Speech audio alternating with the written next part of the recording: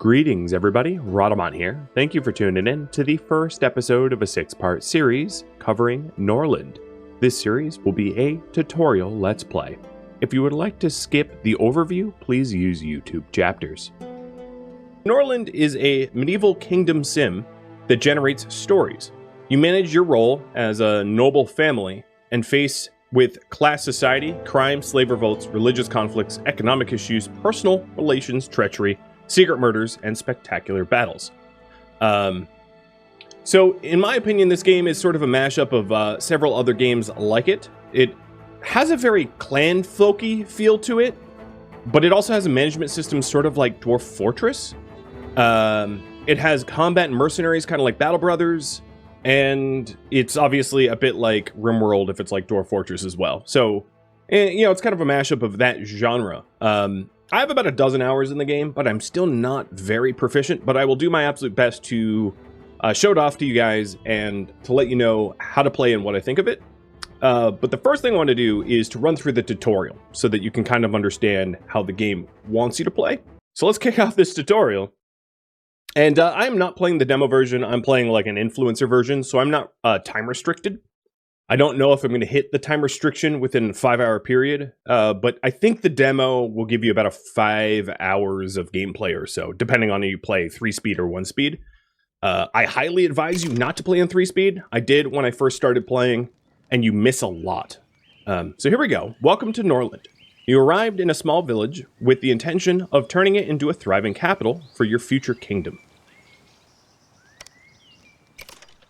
Camera controls. Very typical, WASD. I would say that the panning's a little slow, so I often use middle mouse button instead.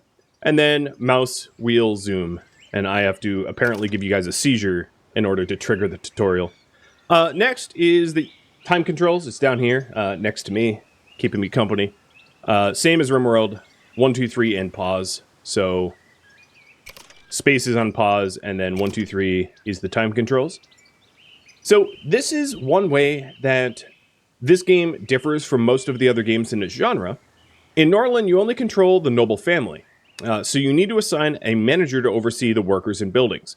The instructions given to the Lord Manager are valid for 3 days, and they will try to update them whenever possible, preferably every day. That's what they aim for. So let's appoint a manager to the hall. The main hall is where you have servants that serve food to the lords, and then also builders. And then we can choose a lord for the manager role, and then you wait for the manager to distribute instructions to workers.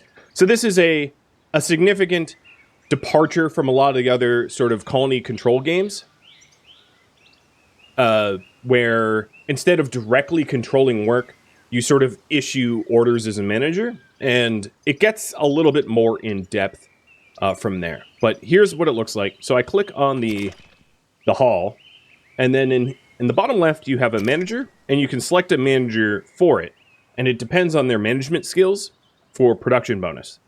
So I believe this is telling me to select Bran, even though he's an insignificant manager compared to his brother Rystard, or whatever the names are. So then what will happen is Bran will, if he's in a good enough mood, walk up to the hall, and it kind of looks like he's doing something very crude and crass, but what he's doing is posting the orders, and the orders are for this workplace, which happens to be 2 servants and 3 builders. So, building construction. Great, the workers are now aware of your plans and are ready to start building. Wood is the primary resource for construction, so our first priority is to build a lumber mill. So we click on the construction tab, bring up resources, go to the lumber mill, and in this tutorial, it tells me exactly where to put it. Boom, done. And then it wants me to do a rye field. So there are certain fertile areas of the map. As you can see, they're highlighted in green. Very much like RimWorld, games like that. And in this tutorial, it wants me to place it right here. But as you can see, there's actually a fairly limited amount of potential fertile soil. And at least in this current version, this is the only map there is. So it's static, it's not procedurally generated. I don't know if there's a plan for procedural generation in the future. But regardless, there we go. There's the rye field. And then I'm just going to fast forward time for it to build. And holy moly, I think I'm going to just stay pink for the hype, because that is the biggest hype train I've had in months. So thank you all. Cheers.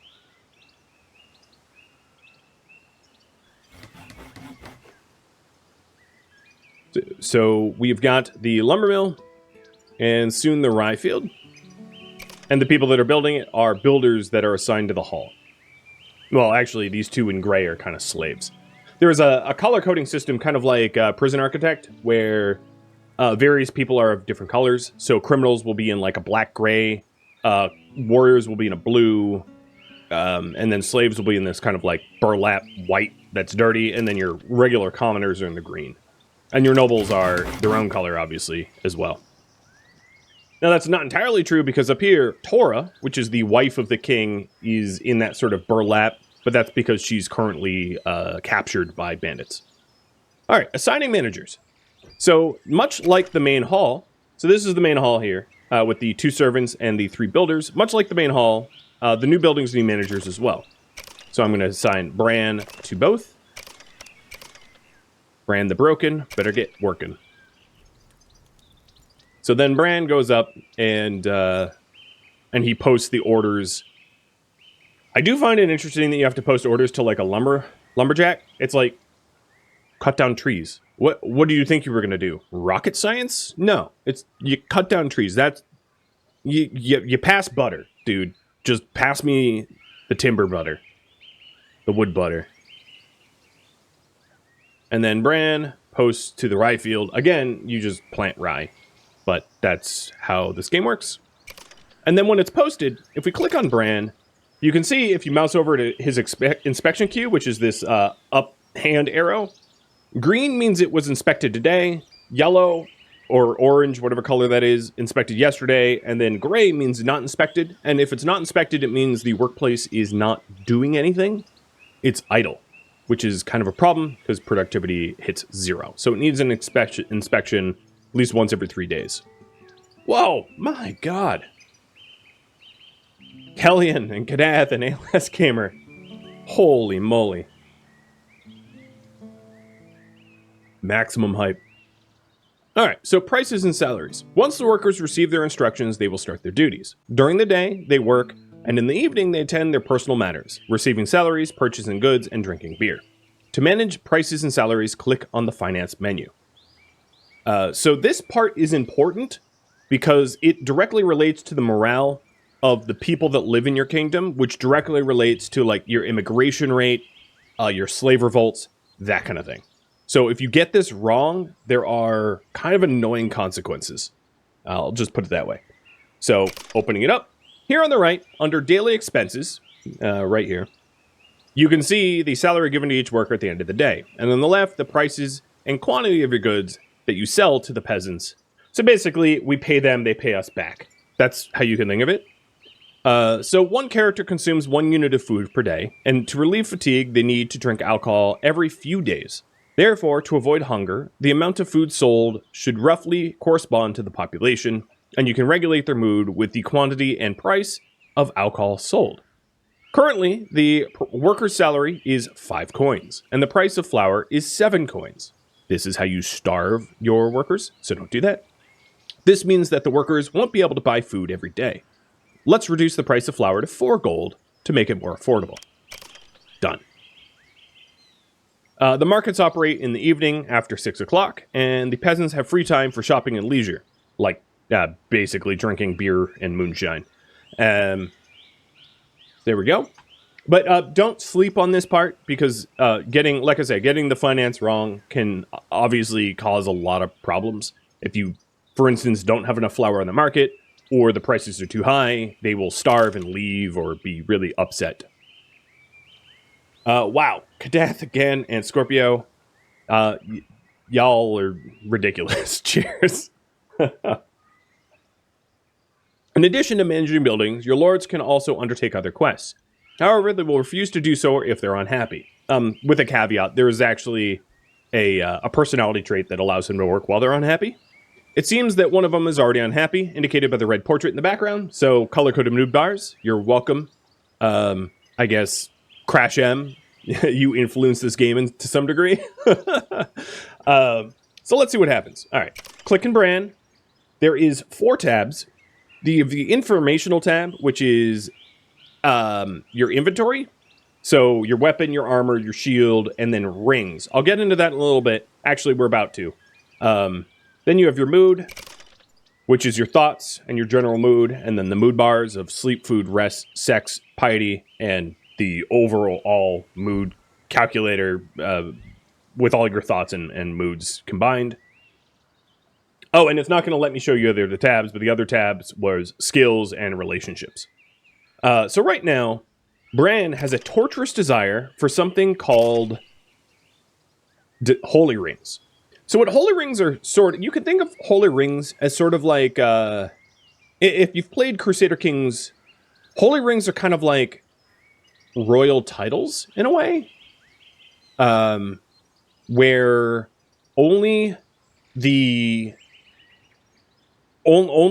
can only buy them from sort of the ruler of the land, because you're a feudal lord, and you dole out the holy rings to people. It's just kind of a symbol of status, I guess. There's not a really good analogy compared to other games, but yeah, sort of a symbol of status. And Bran right now has a torturous desire for holy rings, which is causing a negative 160 mood impact. Generally in gameplay, you're not going to have a negative 160 mood impact. You'll have like maybe negative 30 is the most. But the way to do this is to hit actions. And this is sort of how to instruct your people to do most things other than combat. So actions, king, reward. So what will happen here is that the king, or Rhystard, or whatever his name is, will reward Bran holy rings for his service to the kingdom. So then if we take a look, our king walks up to his brother and goes, "Hey, you want some rings? I want some rings." "Yeah, okay, well, here's some rings." And then if you take a look at his current holy ring count, it will drop because he's giving them away. They're sort of a currency. So he had 12, now he has 7, and now Bran has 5. And his desire has been met, so he gets a plus 22 mood impact for filled desire. The effectiveness of completing tasks depends on the Lord's skill level, which can be seen on the 3rd tab of the character menu. To increase their skill level, Lords need to be trained. So this is sort of like Crusader Kings again.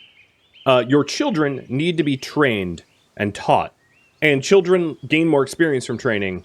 So if you want capable children when your ruler dies, because inevitably they will, make sure to do training early, often, and as much as you can.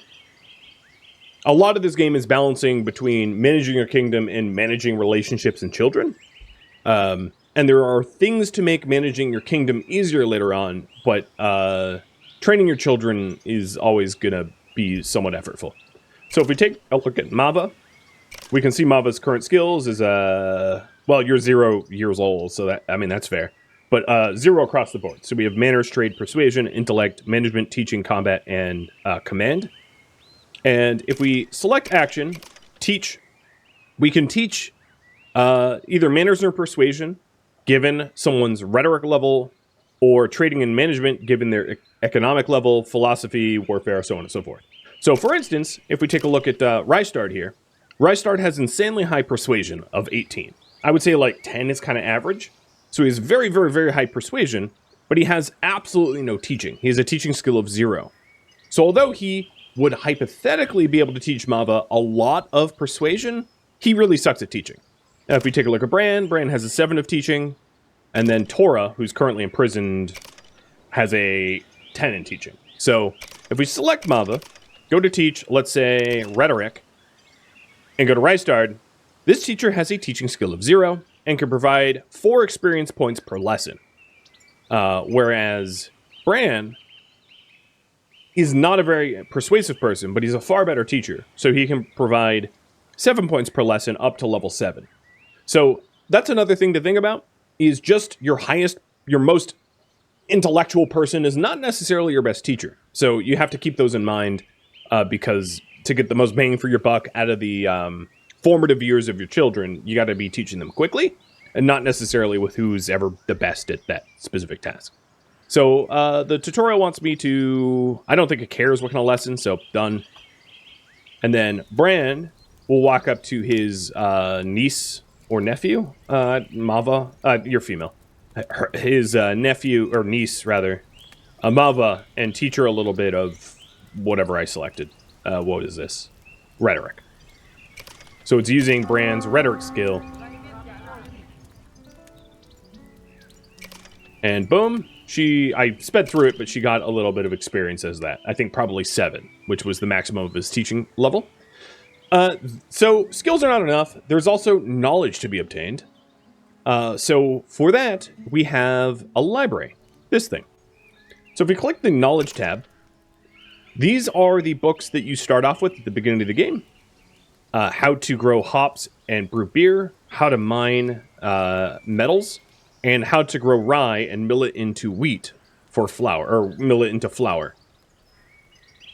In order to do this, there are 3 tiers of books. There's gray, green, and purple, relating to the level of knowledge that the individual has. So again, if we take a look, Rystard, our king, has an intellect of 14, so he can learn whatever he wants, because the highest level is level 13. Bran, however, is a level 8, so he's going to be restricted to only the gray books. But yeah, the way to do this is you just click this button, learn, and then we can pick whoever we want to learn. So I'm going to have the king learn how to make beer and grow hops. And then Bran, I could say, hey, Bran, you go learn how to mine ore. That works too. And then over my head here, you can see that Rystard is learning how to hops and grow, and then Bran learning to mine. But they only make progress when they're in the library. Oh my lord. What a hype train. Cheers, everybody.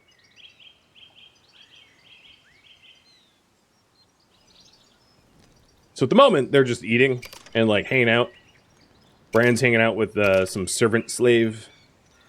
And Mava, at 0 years old, is trotting around and strutting her stuff.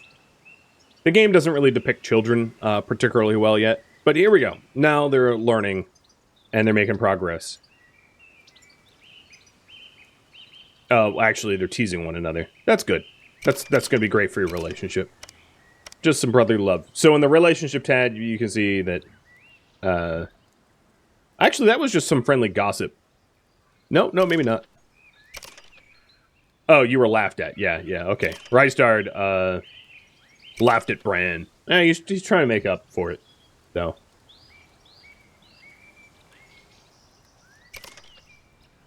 And they're so busy socializing that, you know what, Bran? Oh, I'm not even allowed to tell them to stop studying right now. There we go. So now, Rystard the king knows how to... Well, that was weird. I wasn't studying flour. But knows how to, apparently mill. I don't know where. And then this... And that was the production tab. I'll go more into that a little bit later, because I raced through it, and you can't see that anymore. But now we have some bandits on our map tile. So, as the last part of the... well, second to last part of this tutorial, it has me killing them. So, hit the army tab here. Recruit. And you can recruit from free slaves, from peasants, or from mercenaries. So there are some disadvantages to recruiting your peasants and free slaves. But I'm going to recruit... The game wants me to recruit from my free slaves. I'll explain that a little bit later. But often when you fight bandits, they will have a higher combat skill than your average peasant. My average peasant has a combat skill of 1. These guys have a combat skill of like 5, 6, 9, 10, 10. But... having people that are not particularly loyal to your kingdom fight for you, yeah, it can run into some problems. And then peasants can eventually be trained and level up and get over the fear of death on the battlefield. And of course, mercenaries come at a higher cost. All right.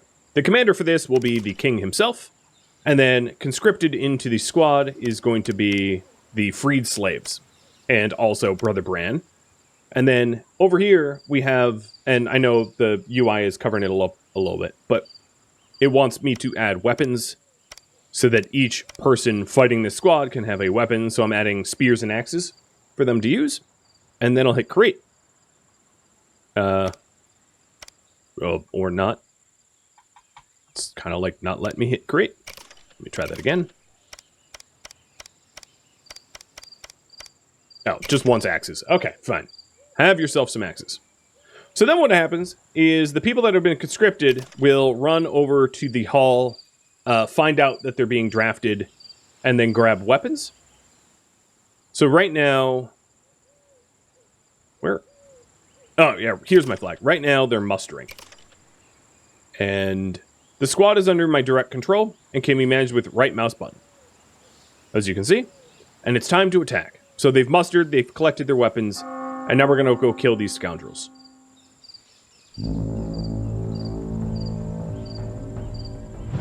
Now the lords are in lordly armor, heavy armor, for serious protection in combat, so they're far harder to kill. Whereas the average fighter here is a wee bit naked.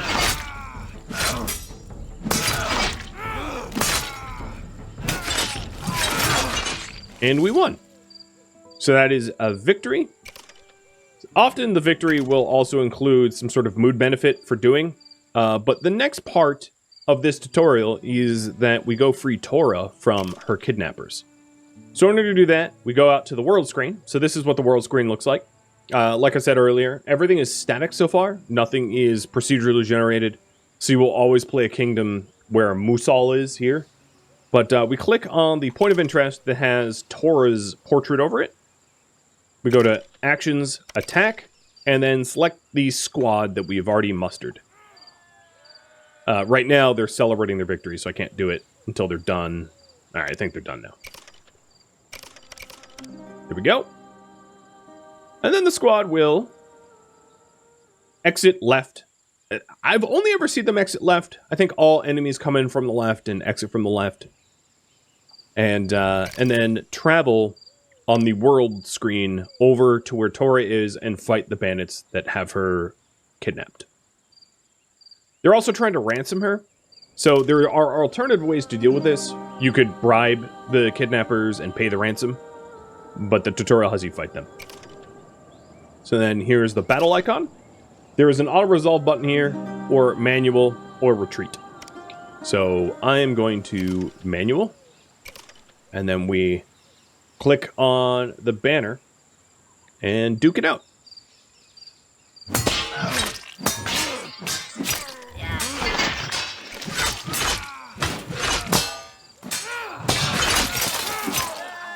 Okay, we won. Not a single one of us got killed or ran away, and they escaped. You can also enslave the people that you fight. So as a result of that battle, my relationship with the king and the bishop have gone up. Neighbors have gone up. I've captured 3 of them as prisoner, and I've freed Tora. So Tora has been freed and will soon return to the city. There's also other things to do on the world map. There's quite a lot, actually. So right now it wants me to buy beer from Treewood. So action, click Treewood, action, trade, buy beer. You can either send one of your own royal family members to go buy the beer, or a messenger. But a messenger costs paper. So there's a price for sending messengers. And then over here it wants me to talk to Ava and bribe her with a messenger to raise our relation with Windpeak, in order to avoid confrontation. And messengers will be dispatched from our kingdom. And over here, I've used 2 of the 5 paper I had. And eventually you do get paper industries. And here is our royal war party returning home.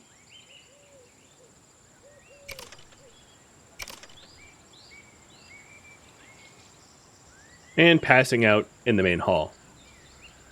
To be mugged? Really? I'm being mugged right now. No, okay, he's eating. It kind of looked like this this criminal here was mugging my brother Bran. Alright, done. My messenger delivered the holy rings along with a persuasive letter from my king, and our relationship with Windpeak has gone up, and we've also purchased beer from Treewood. Then the game tells you that there's an encyclopedia in the top right with a bunch of help articles if you get lost, because it is a game with a whole lot of information. And I believe that is the end of this tutorial, I think. Here we go. Congratulations. You have completed the basic tutorial. Now you can explore other features of the game on your own. Let's go do that.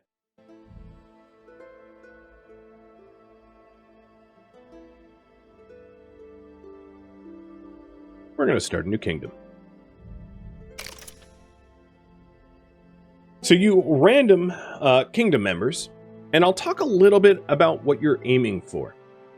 So there are 2 traits that you can random, and every new king, at least for now, will have a king, a brother, and a wife who is kidnapped. That's how every single kingdom starts.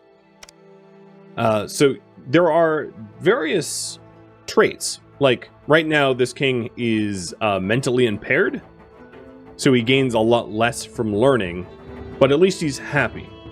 He's dumb and happy. And empathetic. He gains more benefits from social thoughts.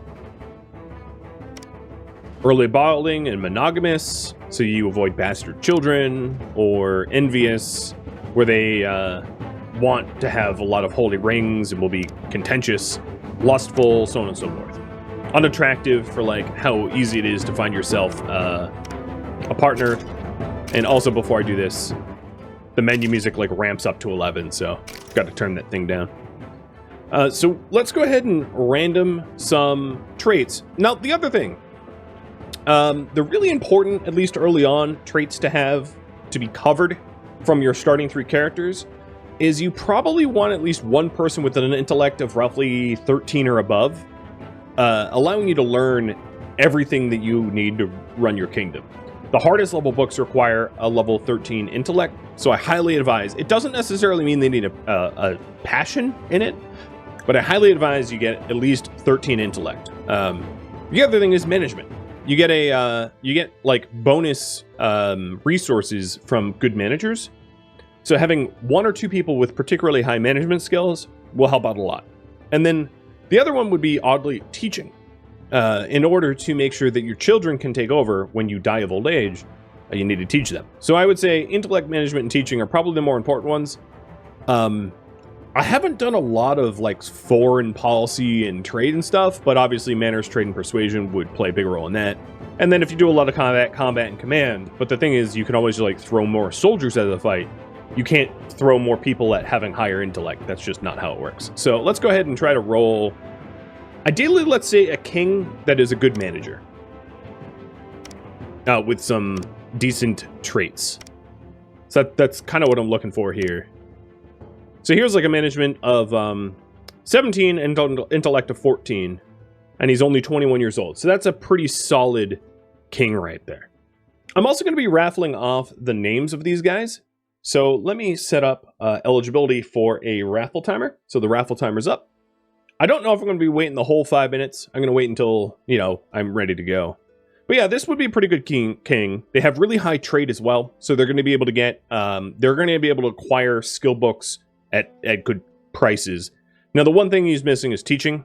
Combat's pretty low as well, but I would say you probably don't want to risk your king in combat if you can help it. So that's not something that you necessarily need a king good for. He can hire others. The other thing is I'm going to want a flag over here and to name the town. Jotunheim. That works. All right, so the brother. Let's go with the brother. Can fully grown people also improve stats? Yes, just slower. Children are better at leveling up that stuff than...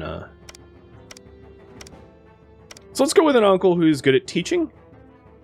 Oh, yeah. So here's one that he's okay at management. He has enough intellect. Oh, he's kind of mentally impaired, though. Let's just keep trying. Or we could do a wife that is a good teacher. But I'd rather have the uncle be a good teacher, I think. And not have negative traits otherwise. So this is actually pretty solid as well. He's got a teaching of 10, which isn't really high, But he is good, well-rounded. He's got good management skills, combat, and command skills, so he can fight.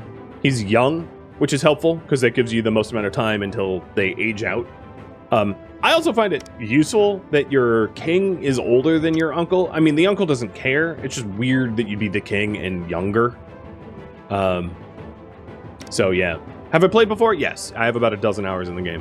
And then last but not least, what are we missing here? So, I'm really not missing a lot of skills here. So, maybe another manager, maybe a better teacher out of the wife. Having a really skilled teacher would be great. And one that didn't have problematic traits. So his traits is attractive, which is really good for your brother, because he needs to attract a wife early in the game or he'll be upset.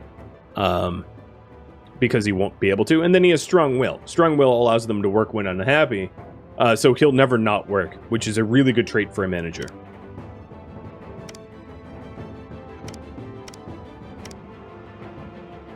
Courageous and low fertility. Low fertility might be a bit of a problem, even though the teaching skill was really high.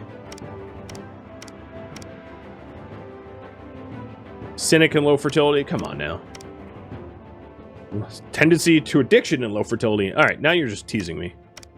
Oh, I skipped over one that was a good teacher. Beautiful and resistance to addictions. Plus a really good teacher. And only 2 years older than our king. I'm not gonna have you have gray hair, though. That's just weird. So there we go. There's our 3. And she's also a pretty good manager, really good teacher. So she'll be able to teach management skills and pass that down. Now, the only issue that I see with this lineup, though, is Cathel's the only one that has intellect high enough to be able to learn good things. So I might actually re-roll the wife until she has a high intellect. As if she has high teaching and high intellect, then I can have smart children. Because I can teach them smarts. Because, you know, that's totally how that works. So the RNG continues. Looking at those 2 stats and hoping for both of them. I would like intellect to be like above 13 for her. And teaching to be like at least a 10. Just to make my life a little bit easier in the long run. There we go. Well, that's not 13. 14, monogamous, mentally impaired. So mental impairment's okay. So I'll keep this person. They're monogamous, have a little bit of mental impairment, which is fine. They gain less from learning, but they're not going to be learning so much as they're going to be teaching. And the mental impairment positive constant mood effect will actually be kind of beneficial given that she's kidnapped. So we have got it. Last but not least, let's do a little flag here. I think there's one that kind of looks dog-like. Yeah, that's close enough to a dog.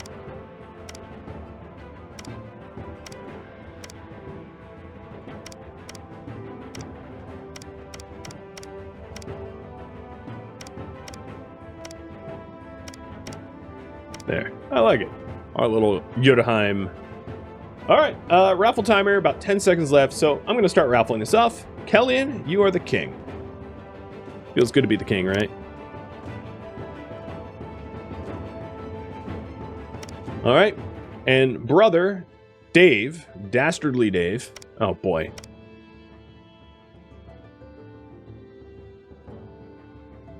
Oh, Dastardly Duh. Alright, we're just going to call you Dave. Sorry, Dave. And then wife of Urgle Burgle. I love it. Alright.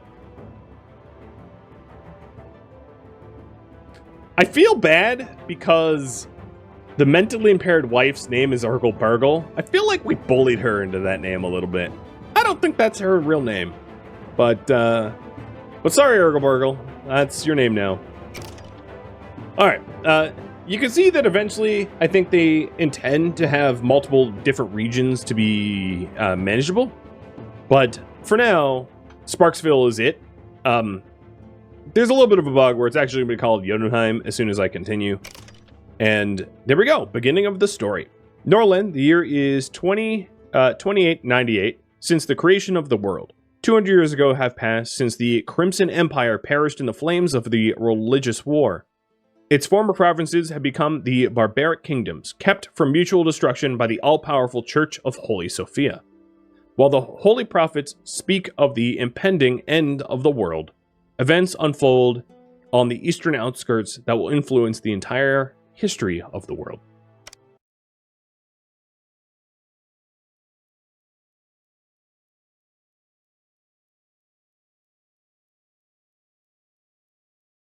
So one of the reasons why I liken this game a little bit to Battle Brothers is if you've played Battle Brothers, Battle Brothers has this sort of like impending world doom event, and this game sort of has the same thing.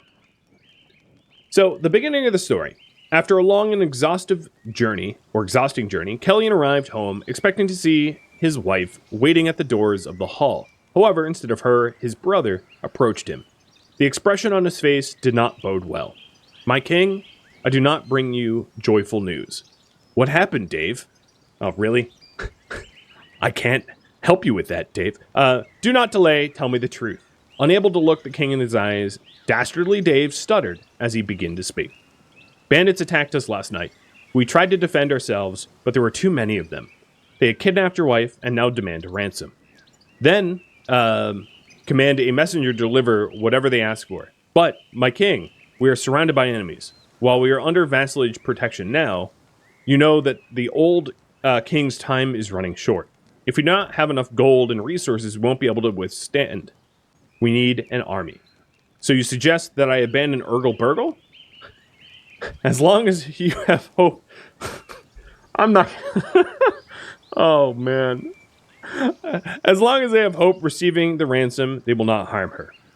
I need time to think about all of this. Go now and await my instructions." The hardcore, what does hardcore mean? I think it just means no save scumming.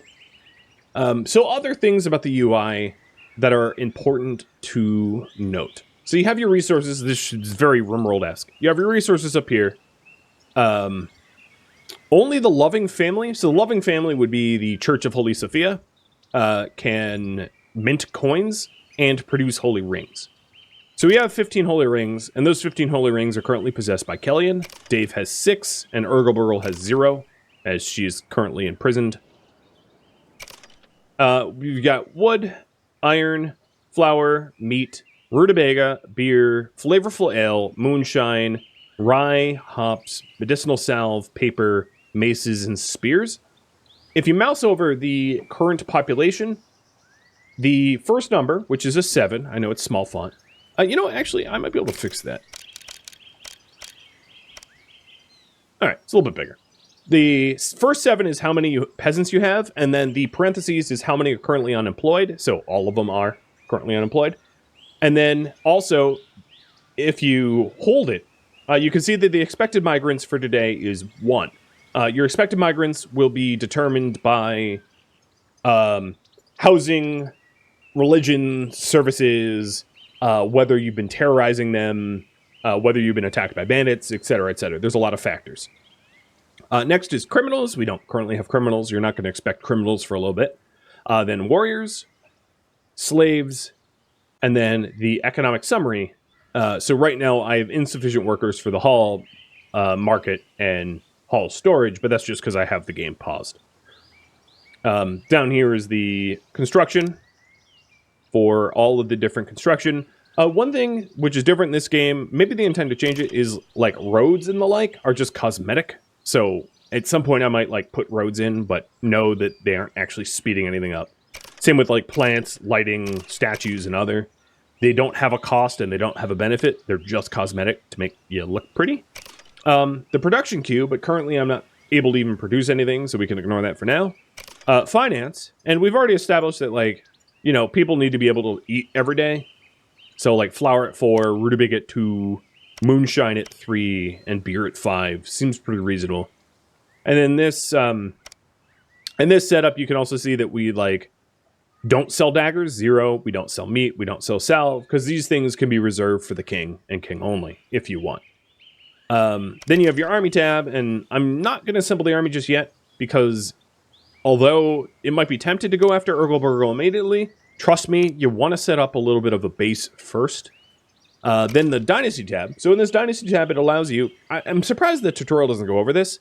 These buttons don't do anything. I don't think they're implemented yet. But in this Dynasty tab, you can restrict people from certain activities. So for instance, if someone forms a gambling addiction, you can go, hey, don't gamble. And it stops them from using gambling dice. Or if they have an alcohol addiction or nectar addiction, so on and so forth. You can also prevent them from armor wearing.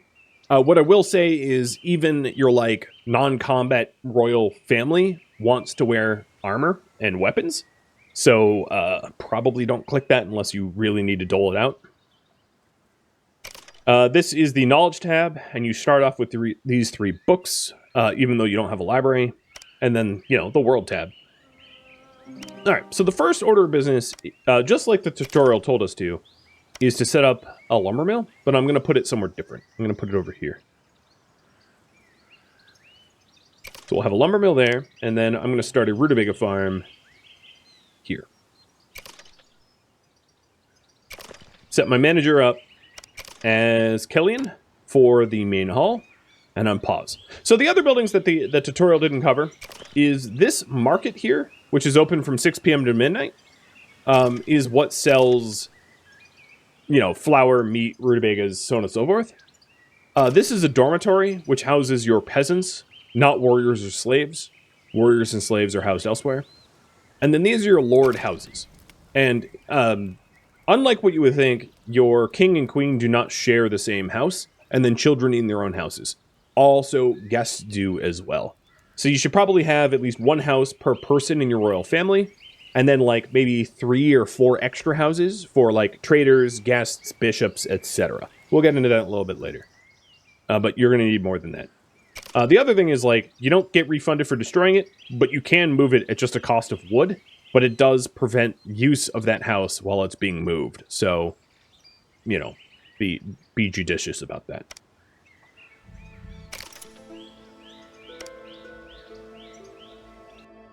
Thank you for tuning in to Norland, which originally streamed live on Twitch July 11th. If you have any feedback or questions for me, let me know in the comments below. If you'd like to catch a live stream of mine, Rhadamant.com has my stream schedule and countdown timers to upcoming streams. If you'd like to join my gaming community, a link to Discord can be found in the description of this video and on my website. Thank you so very much for watching, and a special thank you to my Patreon patrons, Twitch subscribers, and viewers like you that support the channel and made it all the way to the credits. Thank you so very much. Hope to catch you on next episode or an upcoming stream. Farewell.